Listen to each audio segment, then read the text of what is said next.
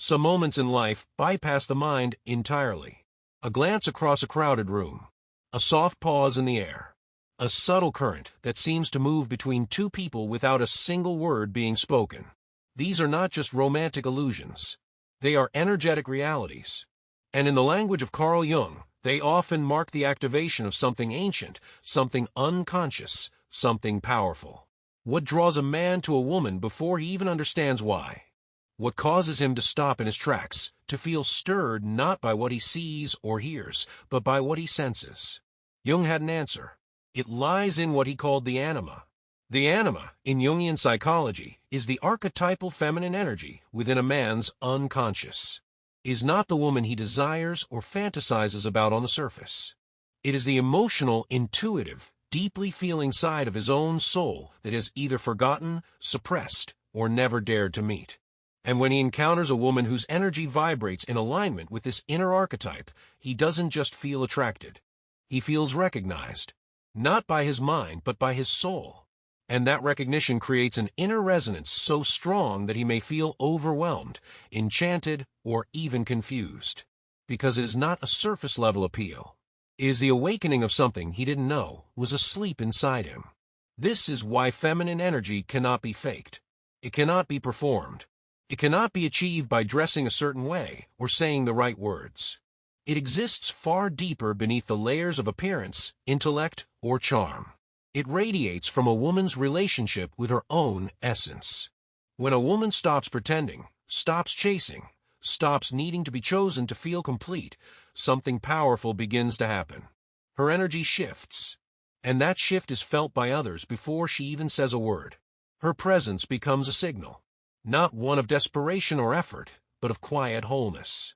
And it is that signal that enters a man's psyche, bypasses his defenses, and stirs the anima within.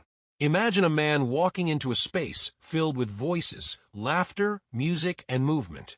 Many faces turn toward him, many smiles reach out for his attention. But then, in a corner of the room, he notices a woman. She is not the loudest. She is not trying to impress. In fact, she may not even be looking at him. Yet something about her pulls him in. Not because of what she's wearing, not because of what she's doing, but because her presence carries a frequency he cannot name. A frequency that feels like home, like truth, like something he didn't even know he was missing until that moment. This is not chemistry in the shallow sense. This is energetic alignment. Jung wrote that the psyche is not new. It is rooted in layers that stretch back millions of years. What we experience as sudden attraction is often the reactivation of something archetypal within us. A memory not from this life, but from the collective unconscious. The woman who lives in her essence becomes a living mirror for that ancient part of a man's soul. She doesn't try to be irresistible. She simply is. And that is exactly what makes her unforgettable. In a society obsessed with appearances and performance, this truth can feel radical. We're taught that to be loved, we must be more beautiful, more successful, more accommodating. But the feminine energy that moves a man on the deepest level is not born from effort. It is born from authenticity. It is not in the words she says, but in the silence she carries. Not in her smile, but in the stillness behind it. Not in how she poses, but in how she stands in herself. When a woman returns to her center, her energy becomes coherent. It becomes honest. And that honesty is magnetic. Jung understood that human beings live not only in the world of thought, but also in the world of vibration. There are subtle fields of energy around each of us, shaped by our thoughts, emotions, traumas, and healing. These fields communicate constantly, whether we are aware of it or not.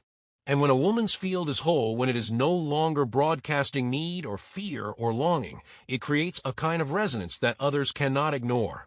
Especially men, because for them, the anima has been waiting. Many men live disconnected from their own inner feminine. They have been conditioned to value logic over emotion, control over surrender, strength over vulnerability. But that part of them, though buried, is never gone. It waits in the shadows of their psyche, longing to be seen, to be felt, to be integrated. And when a woman shows up in her feminine fullness, not to rescue, not to perform, but simply to be, she becomes the catalyst. She becomes the one who reminds him of his lost parts. and he is drawn not to her surface, but to the possibility of wholeness she awakens in him. This is not seduction, is not a strategy, is a return to a frequency that both people forgot, but instantly recognize when it reappears. And this recognition creates what Jung called synchronicity, a meaningful coincidence that signals something beyond logic is at work. He may say afterward, "I don't know why I couldn't stop looking at her. She wasn't the most beautiful woman there. She didn't even say much. But I couldn't forget her." That's because what he experienced was not aesthetic attraction. It was soul resonance. And that resonance leaves an imprint. Have you ever been in a room where someone walked in and everything got quiet, not because of fear or intimidation, but because of presence? That's what feminine energy does when it's unburdened. It fills space without force. It invites without asking. It speaks without sound. And its message is not, "Please notice me." Its message is, "I have already noticed myself." That is the energy that moves a man. That is the frequency that awakens the anima. And that is why it cannot be chased. It must be embodied. The moment a woman begins to believe that she needs to be chosen in order to be valuable, her energy shifts.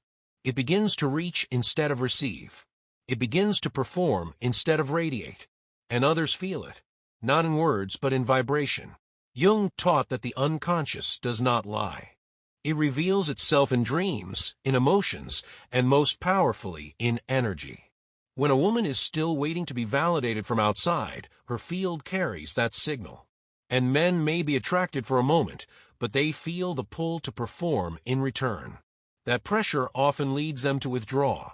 Not because they don't care, but because the energy does not feel free. But when a woman has chosen herself, when she lives not to be loved, but from love, everything shifts. Her energy becomes light, but grounded, strong but soft, open but sovereign. And that complexity is not confusing, is captivating, because it is real, and the soul always longs for what is real. You may have heard a man say, "I don't know what it is about her, but I just feel calm when I'm around her." That is the effect of feminine energy in its true form. It doesn't provoke chaos. It dissolves it. It doesn't ask for attention. It redirects it inward. And that inward turn is where love is born, not from pursuit, but from presence. Jung believed that wholeness, not perfection, was the goal of human life. And feminine energy is not about being flawless. It is about being whole, about returning to every part of yourself, the joy and the sorrow, the softness and the strength, the shadow and the light, and saying, "All of this is me." When a woman does that, her energy speaks for her. It becomes the invitation no man can explain, but every awakened man can feel. So if you are a woman wondering how to be more magnetic, stop asking how to be noticed. Start asking how to come home to yourself. Because when you do, you will no longer need to attract anything. The right people, the right moments, and the right love will feel the frequency of your truth, and they will respond, not out of obligation, but out of recognition. Not because you asked, but because your presence became a mirror in which others remembered who they truly are. And that is the beginning.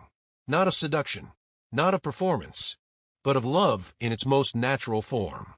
The meeting of energies before the meeting of minds. The resonance of soul before the exchange of words. The moment when something ancient moves, and two people remember what they had forgotten they were seeking. In a world saturated with performance, filters, curated identities, and emotional management, truth has become rare. So rare, in fact, that when a person lives in it, their presence becomes magnetic. And in the case of feminine energy, it becomes unforgettable. Carl Jung understood this deeply. He believed that what truly impacts us is not what fits an ideal, but what awakens something dormant in our unconscious. And what awakens us the most is not perfection. It is authenticity. The feminine energy that causes a man to fall in love, without understanding why does not arise from effort, is not the result of trying harder, being sweeter, looking better, or saying all the right things. It is born from the moment a woman stops performing and starts inhabiting herself. Not the version of herself that she thinks is acceptable, but the one that actually lives in her when no one is watching. And this is what makes her presence so powerful. She is no longer seeking to be chosen. She has chosen herself. She is no longer molding her behavior to be loved. She is already in love with her truth. Men do not remember women who try to be everything. They remember the one who is something real. She may not have been the most beautiful, the most polished, or the most agreeable. But something about her felt raw and alive. Something about her said, I am here, and I am not hiding. That energy enters the unconscious like a whisper, like a frequency that stirs not the mind, but the soul. Jung believed that the psyche is not just shaped by experience, but by symbolic realities. And authenticity is one of the most powerful symbolic experiences we can offer each other. It signals safety, depth, and the possibility of wholeness. When a woman embraces her flaws, her silence, her vulnerability, she becomes a mirror to the anima, the inner feminine in a man's unconscious. She reflects the qualities he has not yet fully accepted in himself. And because she is not trying to be anyone else, he finds himself drawn to her in a way that cannot be explained logically. Imagine a woman entering a room. She doesn't command attention. She isn't trying to control the space. She is simply present. Her energy doesn't ask, do you like me? Her energy says, I am here and I am real.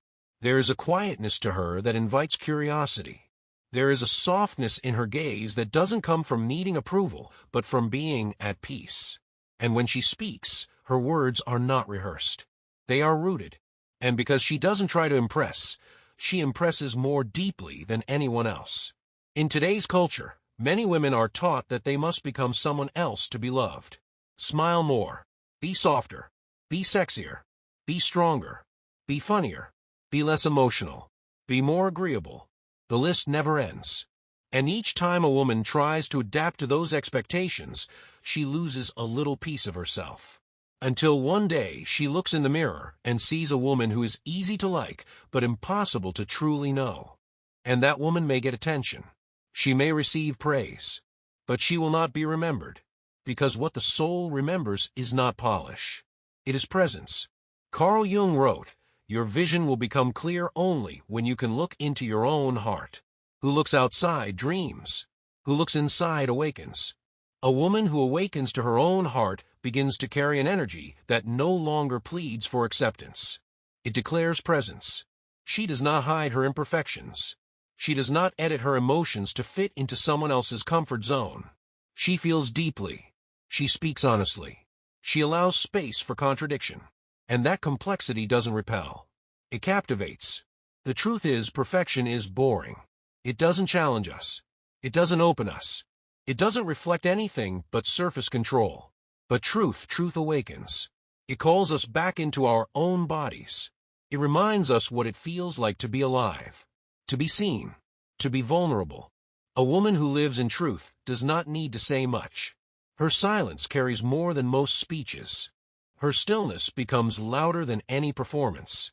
And the man who meets her does not remember her because she was flawless. He remembers her because she was real.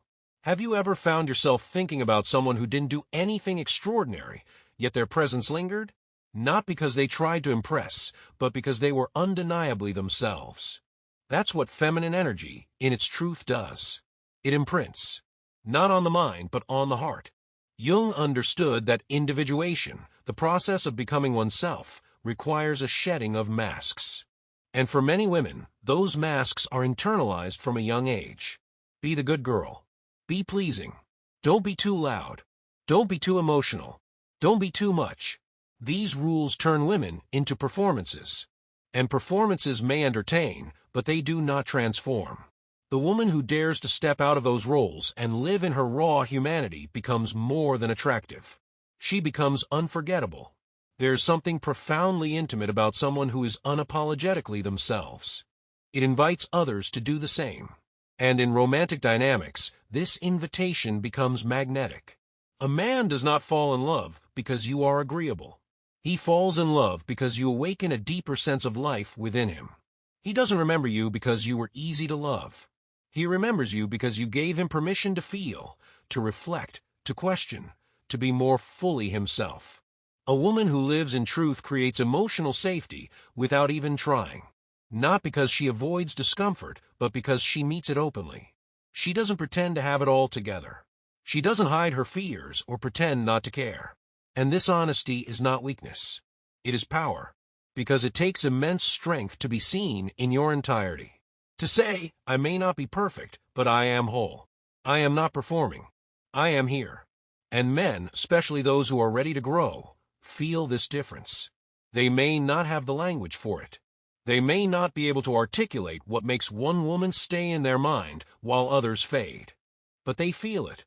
The woman who lives in truth doesn't chase. She doesn't manipulate. She doesn't try to be chosen. She chooses herself. And in doing so, she shifts the entire dynamic. She becomes the invitation, not the pursuer.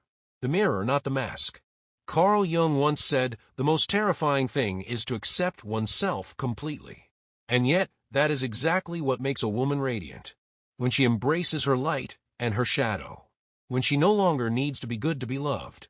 When she allows herself to be seen not only in her grace, but in her rawness. That is when she becomes irresistible. Not in a sexualized way, but in a soul-deep way. A way that leaves an imprint far beyond attraction. So ask yourself, where am I still trying to be chosen? Where am I still hiding parts of myself to be loved? And what would it look like to stop? What would it feel like to show up not as the version of you someone might like, but as who you truly are? That version of you does not need strategy. She does not need a script. She only needs space. Space to breathe. Space to be. And when you give her that space, your energy begins to shift. Not by force, but by alignment. And when a man meets that energy, he doesn't fall in love because you're doing all the right things. He falls in love because he feels safe enough to stop doing anything. He feels seen. He feels invited. Not into a performance, but into presence. And that, more than any tactic, is what makes love stay.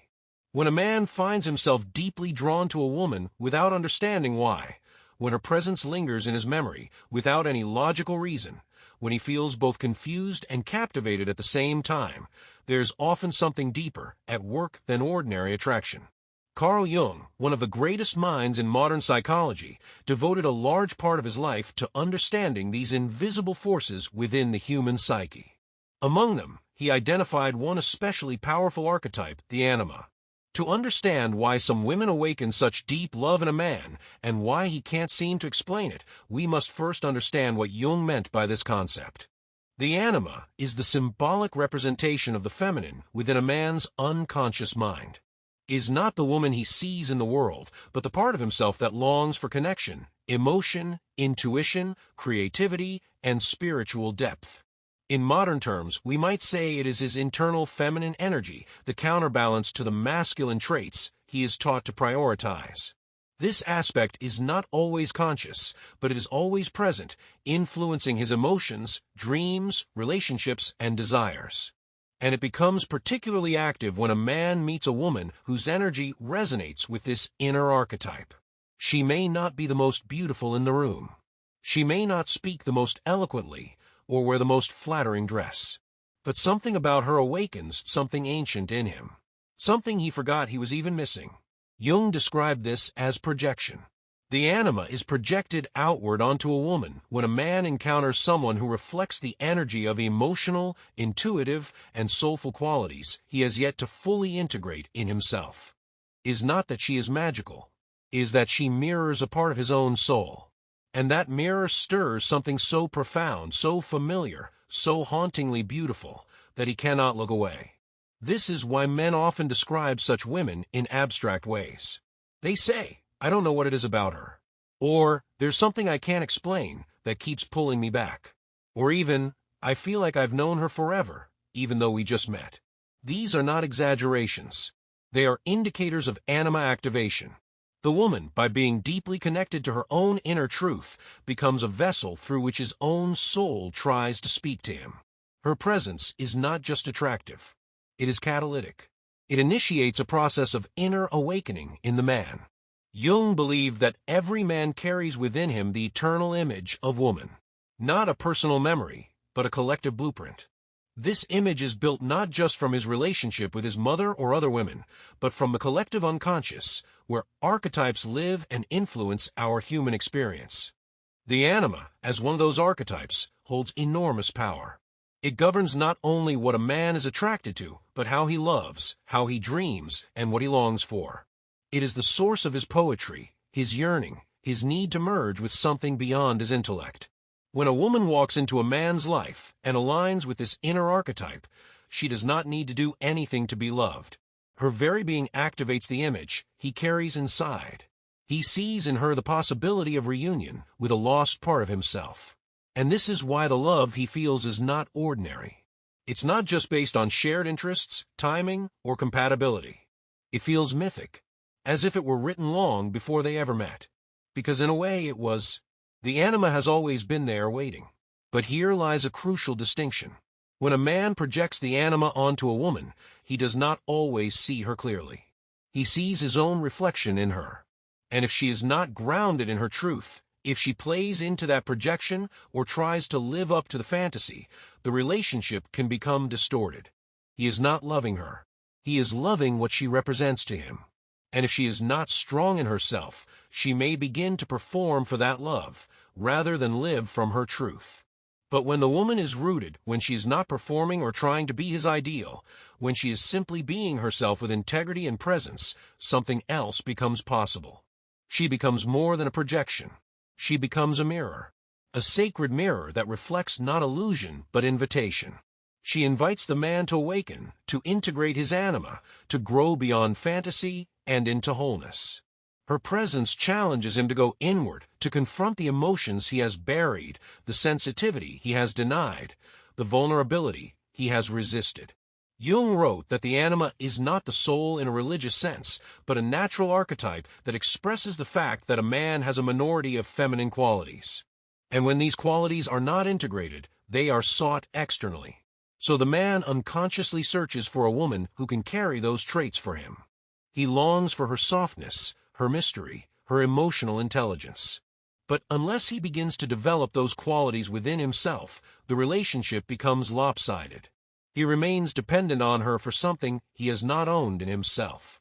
This is why the deepest love is not found through dependency, but through inner development.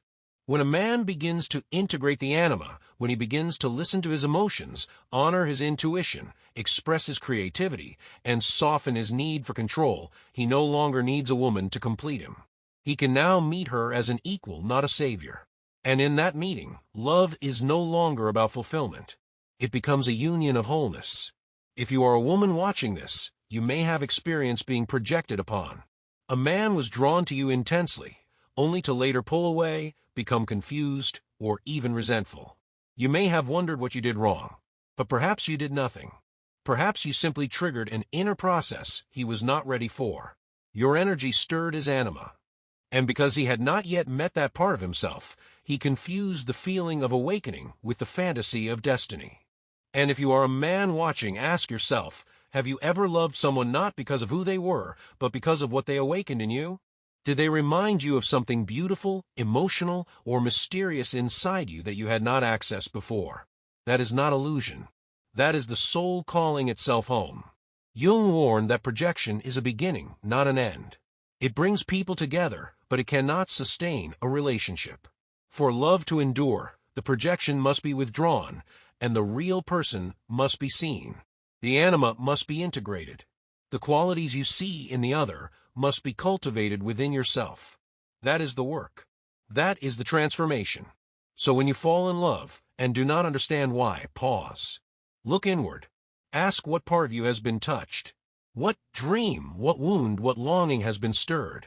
And rather than chasing the person, turn your attention to the energy.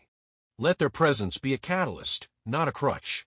Let it remind you that the deepest love is not about possession. It is about awakening. Awakening to yourself, to your own capacity for tenderness, for beauty, for vulnerability, for depth. The woman who triggers this in you is not yours to own. She is your teacher. She is your reflection. She is the doorway, not the destination. And if you are wise, you will not run from her. You will thank her. You will let her presence lead you back to your center. And if she too is awake, if she is not caught in the trap of needing to be chosen, she will not try to keep you. She will bless your journey and keep walking her own. That is what Jung meant when he said the privilege of a lifetime is to become who you truly are. Love is not the final goal. Love is the path. And the one who stirs your soul is simply showing you where to begin. There's a kind of energy that speaks louder than words. It enters a room before you do. It lingers after you leave. It doesn't come from what you say or how you look. It comes from where you're living inside yourself. And in the realm of feminine energy, this energetic field determines more than attraction. It defines whether the connection you build will feel like freedom or like a weight. The distinction between women who are hungry for love and women who are love itself is not just philosophical. It is vibrational. And Carl Jung's insights into the psyche and projection help us understand why one type of energy pulls a man closer, while the other unconsciously makes him pull away. Many women believe that in order to be loved, they must give more, do more, care more, prove more. They think if they can just show enough kindness, charm, loyalty, or devotion, someone will finally see their worth. But beneath that outward effort often lies an invisible hunger. Not for connection itself, but for something deeper. A need to be filled. A hope that love will patch the cracks of self-doubt. That attention will finally soothe the old ache of feeling not enough.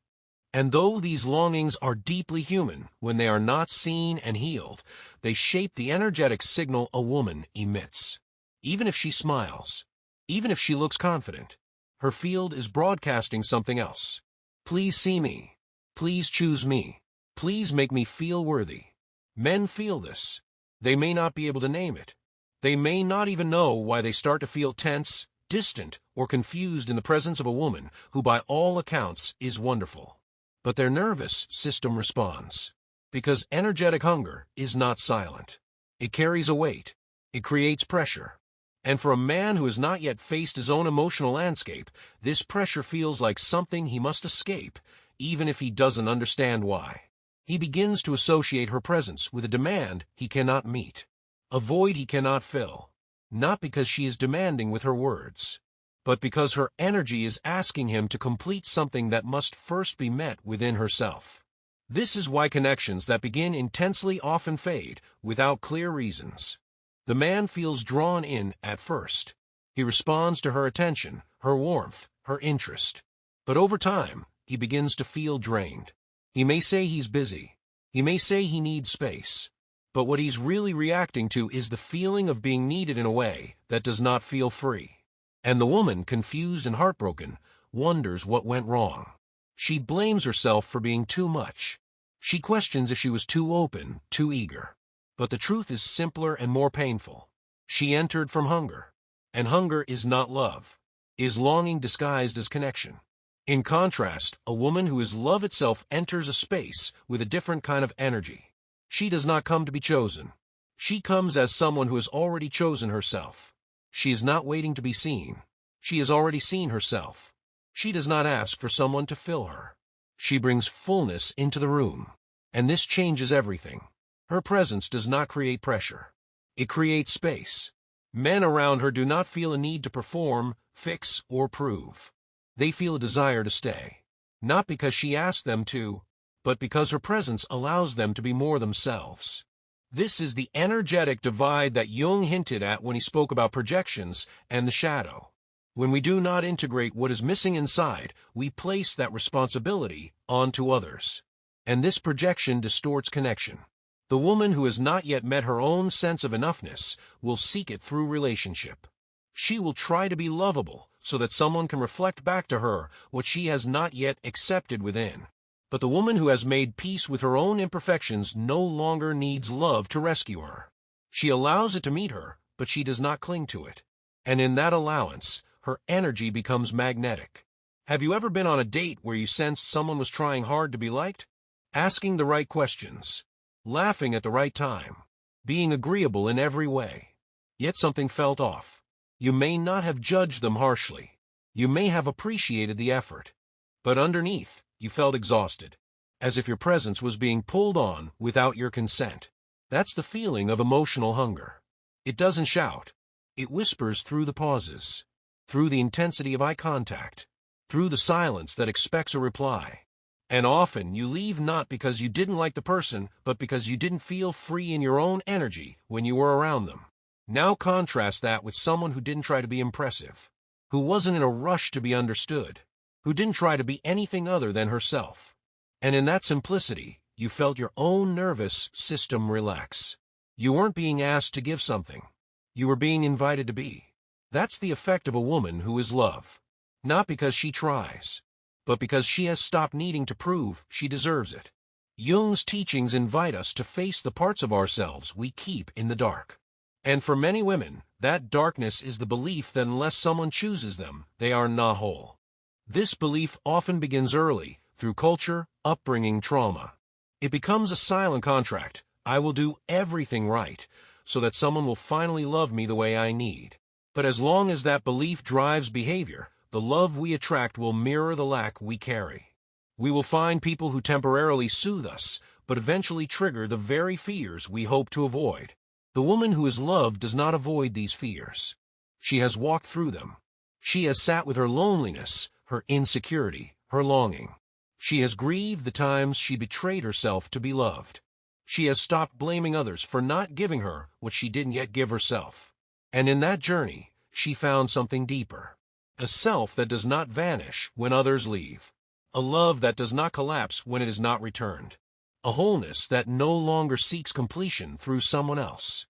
When she enters a relationship, she does not demand certainty. She does not panic over silence. She does not ask, will you choose me? She asks, am I still choosing myself here? Her energy is not chasing. It is radiating.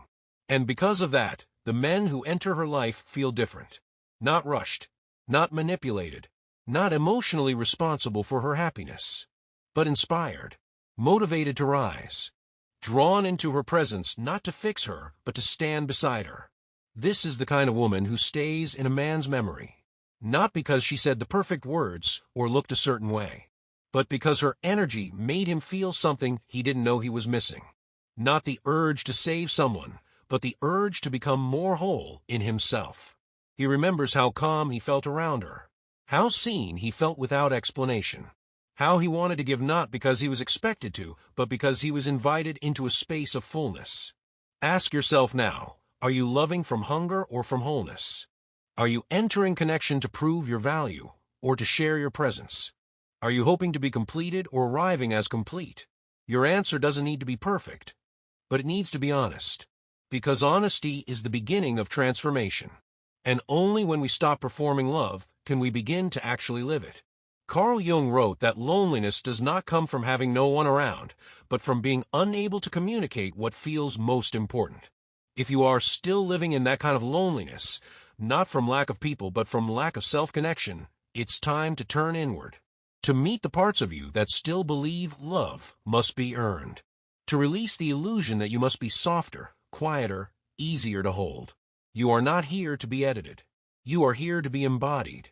And when you embody your truth, when you stop chasing and begin living as love itself, you will no longer need to worry about who stays or who goes. Because your field will naturally do the selecting. Those who are not ready will fall away. Those who are meant for your frequency will feel it without needing an explanation. And the love that comes will not feel like rescue. It will feel like resonance. Not filling a void, but expanding something already full. There is a point in a woman's journey where something quietly but irrevocably shifts. It's not loud. It doesn't arrive with fanfare. There are no announcements or dramatic proclamations. But inside, she knows it. Something in her no longer needs to be chosen. Something in her no longer waits. Something in her no longer chases. She has returned to herself, and from that place, she begins to radiate. Carl Jung called this return individuation. The process by which a person becomes whole, not by becoming perfect or untouchable, but by integrating every part of who they are. Their light and shadow, their strength and fragility, their longing and their solitude. Individuation is not a destination. It is a commitment to becoming increasingly honest with oneself, moment by moment, breath by breath. And for the feminine energy, this commitment becomes power. Not a power of dominance, but the quiet power of presence. A woman who no longer chases does not stop desiring. She still feels love deeply. She still hopes, still dreams, still wants connection. But she no longer abandons herself in pursuit of it. She no longer negotiates her value for proximity. She no longer performs to fit the mold of who someone might want her to be. She walks into a room not to be seen, but already seen by herself. And that subtle inner gaze changes everything. Her energy no longer says, "Please choose me." It says, "I have already chosen me." That vibration is not cold or distant. It is magnetic. It speaks to a part of others that longs to be free. Because when someone is in their center, they create a kind of resonance. Others may not know what it is, but they feel it. They feel safer. They feel more curious. They feel less burdened. And that is the field from which real love begins. This woman does not need to be loud. Her silence speaks volumes. She does not need to explain herself. Her presence does the talking. She does not ask for attention. Her energy receives it naturally. Not because she's playing a game, but because she's no longer interested in games at all. She values peace over performance. She values alignment over applause. She values being known over being liked. And that kind of energy is unmistakable. Have you ever met someone like that? Someone who didn't try to impress, but left you thinking about them long after they were gone? Someone who didn't give you all the answers, but made you feel more whole in their company? That's what it means to radiate. Not to seek validation, but to embody your truth so fully that others cannot help but feel it. Jung often reminded us that what we resist persists. And many women spend years resisting their own enoughness. They resist their longing. They resist their softness. They resist their desire to be held, seen, and understood. And in doing so, they create internal pressure that seeks relief through others. But the woman who no longer chases has stopped resisting. She has allowed herself to grieve, to break, to fall, to be disappointed, to heal. And through that process, she discovered that everything she was seeking was not out there. It was always inside. When she shows up in a relationship, she brings that knowing with her. She does not need to test anyone. She does not need to constantly ask where the connection is going. She is not afraid of silence or space. She is not obsessed with what others think. She does not try to keep someone who is drifting. And she does not cling to someone who does not choose her freely. Her boundaries are not rigid but rooted. Her love is not possessive but expansive. And her trust is not blind. It is intuitive. This is not a woman who plays hard to get. She is simply not trying to get anything. She has realized that love cannot be caught. It can only be invited. And the invitation must begin with the relationship she holds with herself. If that relationship is fractured, needy, or avoidant, her outer world will reflect it. But if that relationship is steady, compassionate, and whole, then her energy will filter who comes into her space with effortless precision. Those who are not aligned will quietly disappear. Those who are meant to walk beside her will naturally feel called in. There is a frequency she emits that does not beg, does not push, and does not prove. It just is.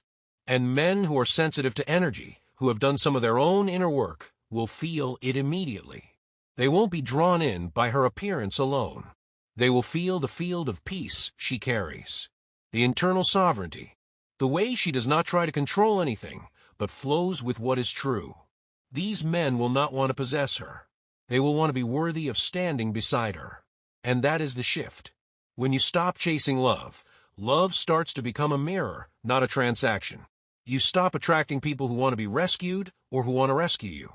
You start attracting people who are also doing the work.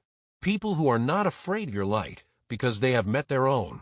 People who are not intimidated by your wholeness because they are learning to stand in theirs. The feminine energy that makes any man fall in love is not a performance, is not something you can mimic or manufacture, is not born of seduction, is born of presence. Real, honest, grounded presence. The kind that does not seek, but simply shines. The kind that makes others feel more themselves when they are around you. The kind that holds space for truth, not performance. If you are still on the journey of chasing, there is no shame. We all begin there. The hunger to be loved is not a flaw. It is a calling. But the calling is not to find someone else. It is to find the parts of yourself you've been trying to outsource. The tenderness you've denied. The voice you've silenced.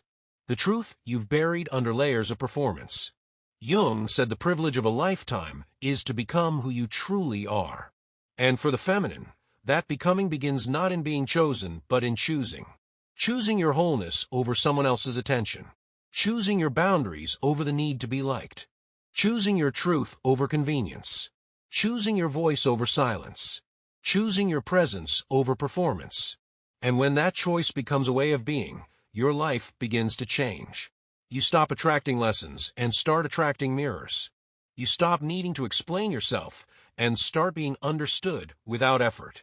You stop running after love, and love begins to walk beside you. Not because you manipulated it, but because you finally became someone who no longer needs to chase what you already are.